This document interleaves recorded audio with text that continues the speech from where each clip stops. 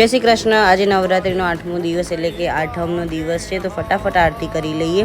હવે વિચાર્યું દીપીએ કંઈક સ્વીટ બનાવવામાં, તો આને કહેવામાં આવે છે કેરેમલ ચોકલેટ મિલ્ક ટોસ્ટ। અમારા કાના માટે એમને કંઈક નવું કંઈક ગળ્યું ખવડાવવું જરૂરી છે આજના દિવસ માટે।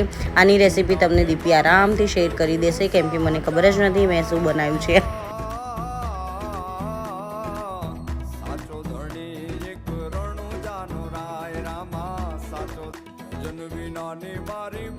બસ હર ટાઈમ બરીનો બકરો બનાવવા માટે એને હું મળી જ જાઉં છું। એ આવી ગઈ મને ચખાડવા માટે, તો ચલો ટેસ્ટ કરી લઈએ।